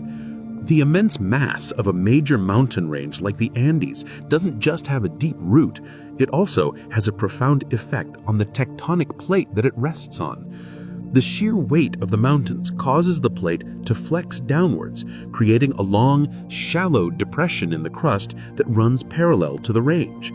This is called a foreland basin. Over millions of years, this basin acts as a natural trap, collecting the sediments that erode from the very mountains that created it. It is a slow, patient, and elegant cycle of cause and effect, where the mountain, simply by existing, creates the very space that will hold its long, slow story of decay. The most common stone on a mountain can be a tool for warmth. Granite, that beautiful salt and pepper stone that forms the core of so many great mountain ranges, has a high thermal mass. This means it is very good at absorbing, storing, and then slowly radiating heat. A sun-drenched granite cliff face will soak up the solar energy all day long. After the sun has set and the air grows cold, the rock will continue to gently release this warmth back into the environment for hours. It is a quiet, geological kindness, the mountain offering back the warmth it gathered from the sun long after the light has gone. Your own shadow can wear a halo of light in the mountain mists. It is a rare and breathtaking illusion known as the Brocken specter. To see it, you must be standing on a high ridge or peak with the sun behind you and a bank of cloud or fog before you, below. Your shadow is cast upon this misty screen, and it can appear enormously magnified and strangely distant. Around the head of this shadow figure, a luminous circular rainbow appears, a halo of softly colored light called a glory. It is your own form painted in light and shadow upon the moving canvas of the air, a quiet, fleeting moment where the mountain allows you to see yourself as a creature of pure light. Your own shadow can wear a halo of light in the mountain mists. It is a rare and breathtaking illusion known as the Brocken specter. To see it, you must be standing on a high ridge or peak with the sun behind you and a bank of cloud or fog before you, below. Your shadow is cast upon this misty screen, and it can appear enormously magnified and strangely distant. Around the head of this shadow figure, a luminous circular rainbow appears, a halo of softly colored light called a glory. It is your own form painted in light and shadow upon the moving canvas of the air, a quiet, fleeting moment where the mountain allows you to see yourself as a creature of pure light. The very rock of a mountain can remember the pressure it has known. Deep within the core of a rising mountain range, the heat and pressure are so intense that they can change the fundamental nature of the stone. A soft, muddy shale under this immense and patient persuasion will slowly realign its clay minerals, transforming into a hard, layered slate. A grainy sandstone can have its individual quartz crystals fused together, becoming a glittering, metamorphic quartzite. This is not melting. It is a change in the solid state, a profound internal restructuring. When we see these transformed rocks on a high peak, we are looking at a story, a quiet testament to the idea that the greatest pressures do not always break things, but can sometimes reorganize them into a newer, stronger form. From a high peak, you can see the shadow of the earth itself. Just after sunset, or just before sunrise, if you are standing on a high summit with a clear view of the horizon, you can witness a sight of profound and gentle scale. Look to the point in the sky directly opposite the sun. You may see a dark blue-gray band rising from the horizon, a soft, deep shadow stretching across the lower atmosphere.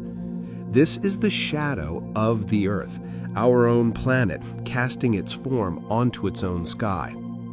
Above this dark band, there is often a lovely arc of pinkish anti-twilight light known as the Belt of Venus. It is a moment of pure cosmic perspective, a quiet and humbling opportunity to see our world not as a place we stand upon, but as a great round presence in the soft light of the sun. The first map of a mountain is drawn by falling water. When a mountain is first uplifted, it is a rough, chaotic mass of rock. It has no valleys, no gullies, no defined shape. The very first lines to be drawn on this blank canvas are made by water. The initial rains fall, and the resulting runoff seeks the smallest, most insignificant cracks and depressions in the rock. With each passing storm, these tiny channels are scoured a little deeper, capturing more of the next rainfall, which gives them more power to erode further. Over thousands of years, this patient fractal process carves out the great drainage basins, the deep canyons, and the gentle valleys. A quiet, pleading lesson in how the largest and most complex of structures can be shaped by the patient, persistent searching of the smallest of things. There is a hidden world of life that breathes inside the stone. In the highest, coldest, and driest mountain deserts, where the surface seems utterly devoid of life, a secret is held within the rock itself. If you were to break open a piece of sandstone, you might find a thin colored layer just millimeters beneath the surface. These are endoliths, communities of microbes, algae, and fungi that have evolved to live inside the pores of the stone. The rock provides a shield from the harsh UV radiation and the scouring winds, while its translucent grains allow just enough sunlight to filter through for photosynthesis. It is a life of unimaginable patience and stillness, a quiet reminder that even in the most barren of worlds, life does not give up. It simply finds a quieter, more sheltered room to live in. The great migrations of the sky follow the contours of the mountains. Many species of birds and insects use mountain ranges as great continental highways during their seasonal migrations. Instead of flying over the highest peaks, which would require a huge expenditure of energy in the thin, cold air, they followed the long, linear ridges and valleys. These landforms act as leading lines, guiding them on their journey. Furthermore, the winds that are deflected upward by the slopes create reliable updrafts or thermals that the birds can ride like elevators, soaring for miles with barely a flap of their wings. It is a beautiful, invisible partnership, a quiet demonstration of how the ancient, unmoving stone can offer a path of least resistance to the freest creatures of the air. A certain kind of wind can sculpt the snow into frozen waves. On the vast, wind-swept snowfields of high-altitude plateaus, the relentless wind becomes a physical sculptor. It picks up loose snow crystals and uses them as an abrasive tool, eroding and shaping the snowpack into a strange and beautiful landscape. The result is a field of hard, interlocking ridges and grooves called sastrugi. These features can range from a few inches to several feet high, and they are always aligned with the direction of the prevailing wind. To walk through a field of sastrugi is to walk across a frozen, static ocean, a quiet and elegant record of the wind's invisible and persistent power. The cold night can make a mountain sing a sharp, sudden song. In the deep silence of an alpine night, a sudden, sharp crack can echo across the valley as if the mountain itself has snapped. This is often the sound of cryofracturing or frost wedging at work. The temperature plummets, and the water hidden deep inside the cracks of a rock face freezes and expands with a force that can exceed 3,000 pounds per square inch. This immense silent pressure can reach a breaking point, causing the rock to split with a loud, percussive report. It is the sound of creation in reverse. The mountain slowly, patiently, and sometimes loudly breaking itself down one cold night at a time. The dreams you have in the mountains may feel strangely vivid. Travelers to high altitude have often reported a noticeable change in the texture and intensity of their dreams. While the science is still being explored, one hypothesis links this to the lower oxygen levels in the thin mountain air. This mild hypoxia can disrupt normal sleep patterns, particularly the cycles of deep sleep and REM sleep. It can lead to more frequent awakenings throughout the night, meaning we are more likely to remember the dreams that were in progress. These dreams can often feel more vivid, more memorable, or more unusual, as if the thin air of the peaks allows the quiet inner world of the mind to breathe a little more freely. A mountain forest breathes out a cool, heavy blanket at night. Forest is a living, breathing entity. During the day, through photosynthesis, it inhales carbon dioxide and exhales the oxygen we breathe. But at night, the process reverses. The trees and the soil life respire, just as we do, taking in oxygen and releasing carbon dioxide. On a very still night, this slightly cooler and denser CO2-rich air can settle at the lowest levels of the forest, creating a shallow, invisible pool of exhaled breath at the forest floor. It is a quiet and subtle shifting of the air, a gentle reminder of the constant, rhythmic, and life-giving exchange that happens with every rise and fall of the sun. The mountain holds a perfect record of every ancient summer. The ice deep within a glacier is a library of time, and its pages are written in water. Water molecules are made of hydrogen and oxygen, and these elements come in slightly different weights, or isotopes. The ratio of heavy isotopes to light isotopes in the snow that falls on a mountain is directly related to the temperature of the atmosphere at that moment. As this snow is buried and compressed into ice, it locks that temperature signature away. By drilling deep ice cores and analyzing these ratios layer by layer, scientists can reconstruct a precise year-by-year history of the climate, stretching back hundreds of thousands of years. A cold, clear, and unbroken memory of every long-ago summer and every deep, forgotten winter. Gravity sorts the stones of a mountain with perfect, patient logic. At the base of a cliff, the scree slope is not a random jumble of rock. It is a place of quiet, natural order. As stones break free from the face above and tumble down, they are sorted by a simple, infallible law. The largest, heaviest boulders have the most momentum. They bounce and roll the farthest, coming to rest near the very bottom of the slope. The smaller, lighter pebbles and fragments lose their energy more quickly, settling much higher up. The result is a perfect, natural gradient of size. A quiet and unintentional act of organization that shows how even a chaotic cascade, given time and gravity, will always find its own deep and satisfying order. Some mountain caves were once rivers of fire. In the heart of an ancient, weathered volcano, you can sometimes find a network of long, smooth-walled caves. These are lava tubes. They formed when a river of molten rock flowed down the mountainside. The outer surface of this river, exposed to the cool air, solidified first, forming a hard, insulating crust. But inside this crust, the intensely hot liquid lava continued to flow like water through a pipe. When the eruption subsided and the source of the lava was cut off, this inner river drained away, leaving behind a perfect, hollow tunnel. A quiet, empty hallway that still holds the curved shape of the fiery torrent that created it. The eye of a mountain goat holds the horizon perfectly still.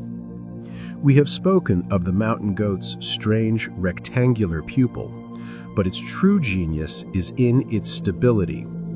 As the goat lowers its head to graze on a steep, precarious slope, its eyes perform a quiet, automatic miracle. They rotate within their sockets by as much as 50 degrees, a process called cyclotorsion. This rotation ensures that the horizontal pupil stays perfectly parallel with the ground, regardless of the angle of the animal's head. It keeps the vast, panoramic view of the world steady and level. A remarkable feat of biological engineering, and a quiet lesson in how to maintain a stable perspective even when you find yourself in the most unbalanced of positions. A tree's shelter can create a hidden emptiness in the snow. In a deep winter forest, the evergreen trees seem to offer a safe haven. Their broad, heavy boughs intercept the falling snow, and this creates a curious and dangerous phenomenon. Directly around the trunk of the tree, the snow is not deep and compacted. It is a loose, deep, and unconsolidated pit called a tree well. From the surface, it can be almost invisible, a soft, treacherous void hidden right beside a place of shelter. It is a strange paradox of the winter world, a quiet and humbling reminder that every protection casts its own kind of shadow, and every shelter creates its own kind of deep and hidden emptiness. The highest peaks wear a white flag that tells of the wind in the heavens. The magnificent plume of snow that streams from the summit of Mount Everest is more than just a beautiful, windswept banner. It is a vital and visible indicator of an invisible, powerful force. It forms when the peak protrudes into the subtropical jet stream, a high-altitude river of air moving at over 100 miles per hour. The presence, size, and direction of this snow plume provide a clear and immediate signal to climbers far below about the conditions in the death zone. It is the mountain itself acting as a silent weather station, a quiet messenger that uses its own substance to make the awesome, unseen power of the upper atmosphere visible to the world. A retreating glacier can leave behind a string of liquid jewels. As a glacier carves its way down a mountain valley, it does not do so with uniform force. It can gouge deeper into softer sections of bedrock, creating a series of basins along the valley floor. When the long age of ice comes to an end and the glacier melts away, these carved bowls are left behind. They fill with the clear, cold meltwater, forming a chain of small, separate lakes, all connected by a single flowing stream.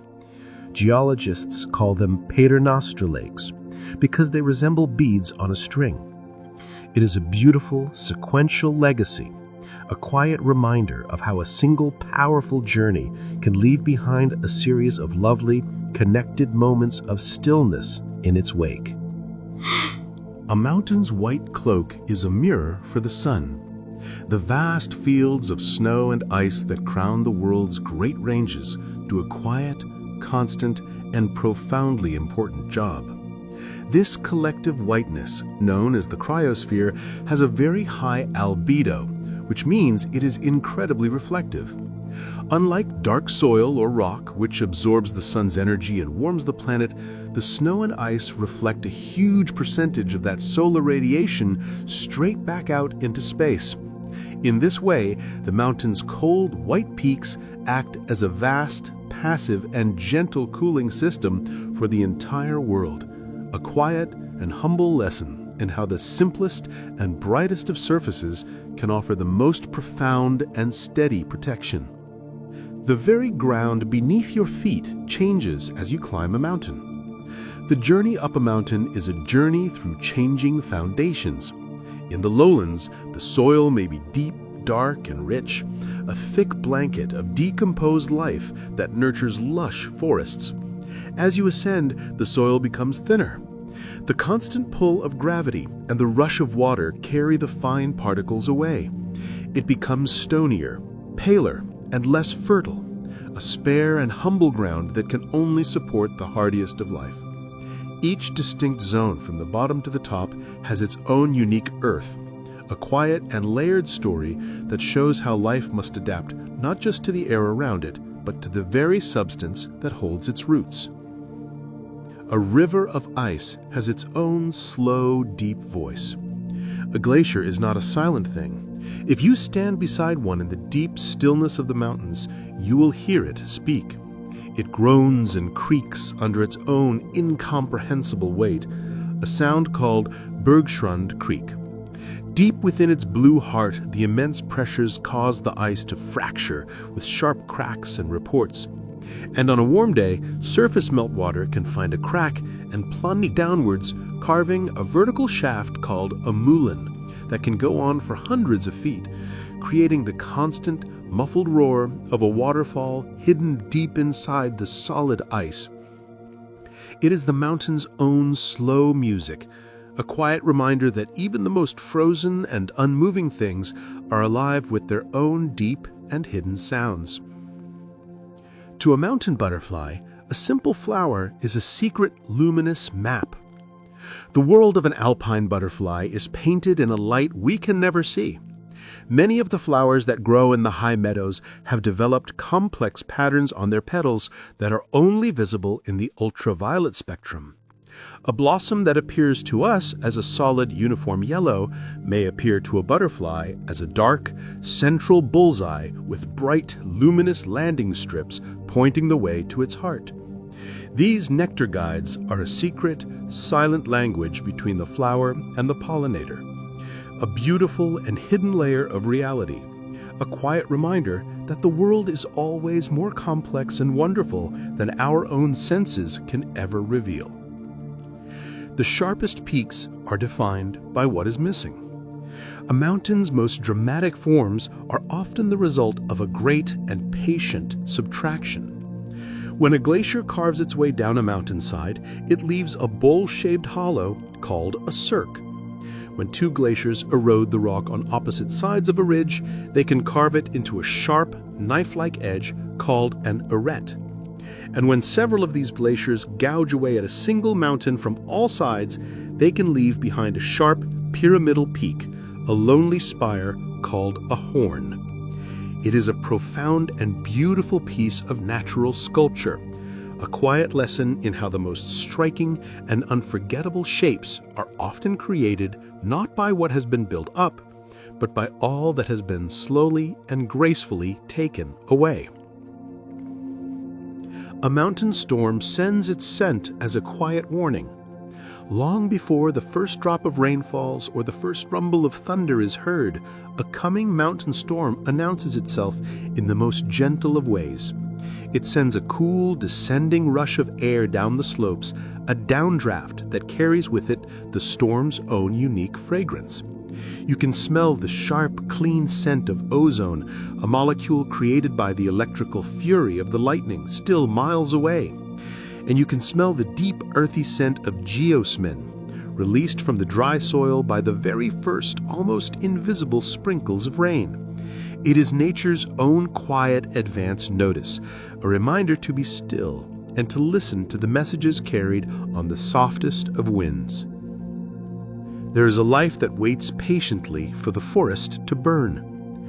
The aftermath of a forest fire can look like a scene of absolute devastation, a blackened, silent landscape.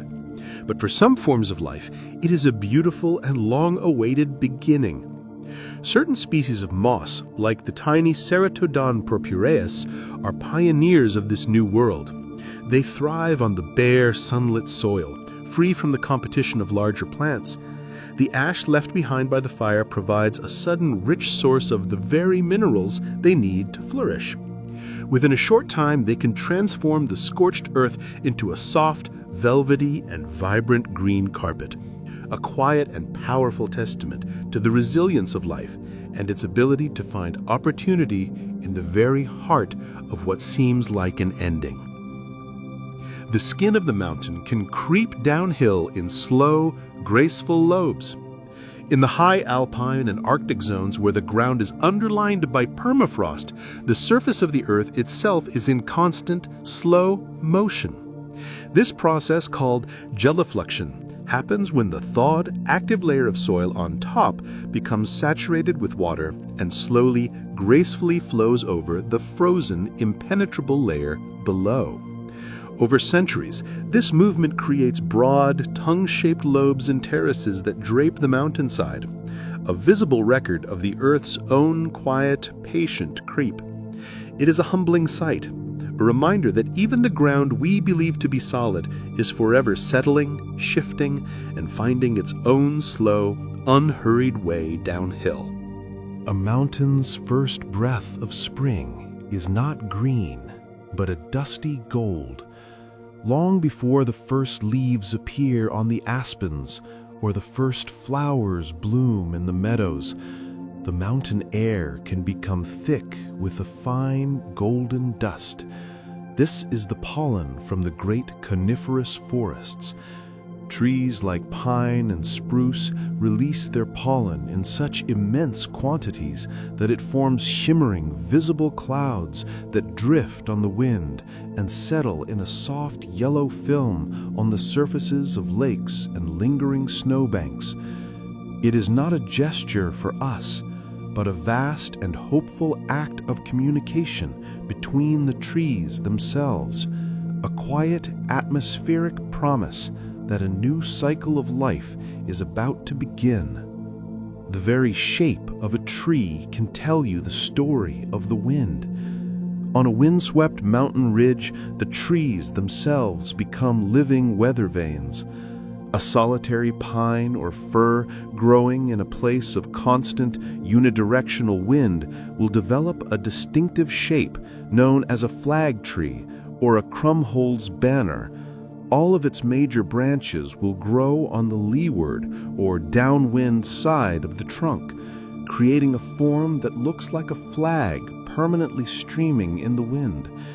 The windward side of the trunk may be bare, scoured, and lifeless.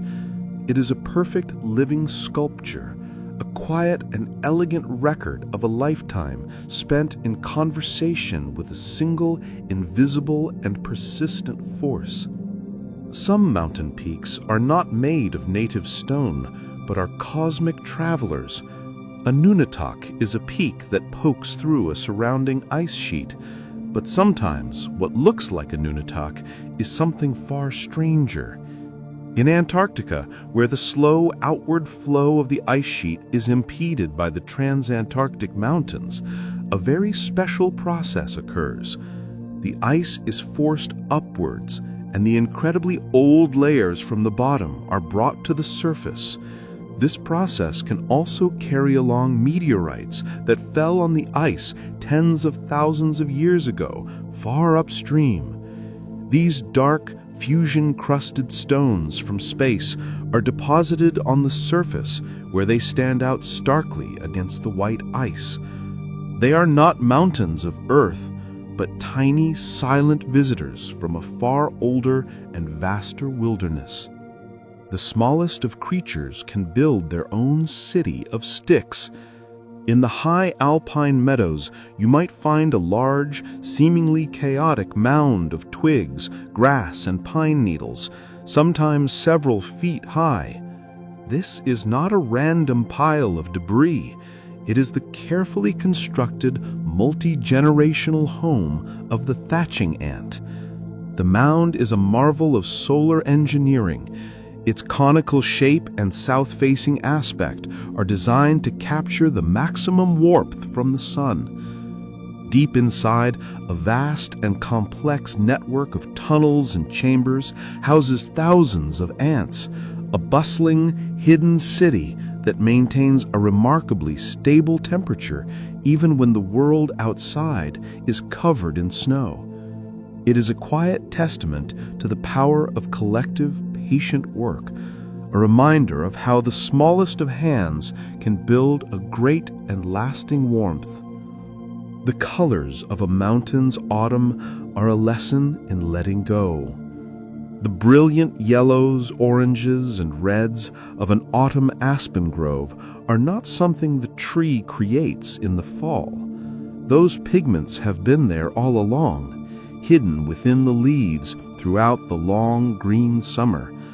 The dominant green comes from chlorophyll, the powerful molecule that converts sunlight into energy.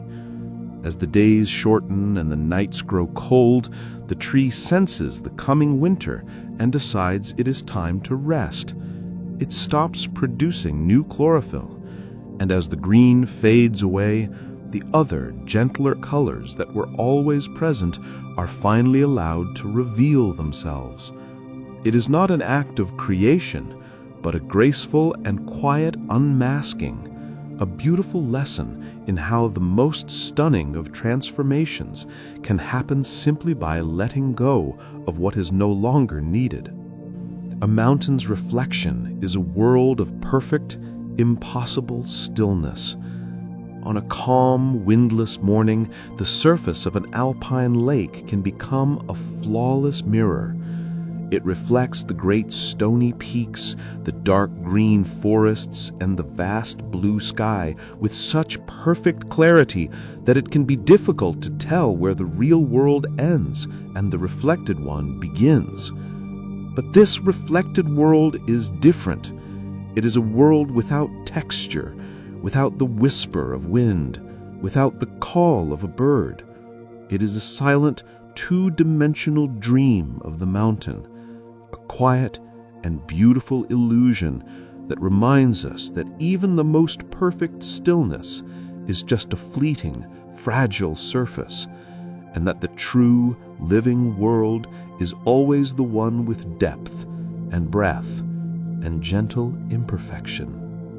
The mountain's whisper can be a sign of a great and distant storm. Sometimes in the high country, on a day that seems perfectly calm and clear, you might hear a faint, high and mournful humming sound, seeming to come from the rocks and trees around you. This is often called the singing of the mountains, and it can be a sign of a powerful storm system that is still hundreds of miles away. The high-velocity winds in the upper atmosphere associated with the approaching weather front are blowing over the sharp ridges of the distant peaks, causing them to vibrate and resonate like the strings of a giant geological instrument. It is a quiet, ethereal, and early warning, a message from the deep heart of the atmosphere, carried on the air long before the clouds ever arrive. A single snowflake holds a perfect memory of its journey through the sky. The beautiful six-sided symmetry of a snowflake is born in the clouds, but its final, unique, and intricate shape is a diary of its long, slow fall to the earth. The exact form of the ice crystal is determined by the precise temperature and humidity of the air it is passing through. As it tumbles through different atmospheric layers, a warmer, wetter layer might encourage the growth of long, delicate arms, while a colder, drier layer might cause the formation of flat, solid plates. No two snowflakes are exactly alike, because no two have followed the exact same path through the sky. Each one is a tiny, frozen, and perfect record, a quiet and beautiful piece of evidence of a journey we can never see. And so we've reached the end of our quiet journey. We have wandered the high, silent ridges and walked the deep, shaded valleys, listening to the slow, patient stories that the mountains tell. We have felt the chill of the thin air and the warmth of the sun on ancient stone, and we have seen how even in the most austere and powerful of places, life finds a way to be gentle and resilient and beautiful. The mountains are a reminder of a different kind of time, a deep, slow, and geological rhythm that underpins our own fleeting and hurried lives. They teach us that strength can be found in stillness, that the most profound changes are often the most patient ones, and that for every great and visible peak, there is an equally great and hidden foundation that gives it support. You are part of this same patient earth. The same quiet strength that holds up the mountains is the strength that holds you. If you enjoy these quiet journeys, I invite you to like, subscribe, or share a thought below. It helps others find their way here too, one sleepy soul at a time. For now, just breathe. Let your eyes grow heavy, and let the deep, silent bedrock of the world cradle your thoughts, calm and endless and kind. Good night.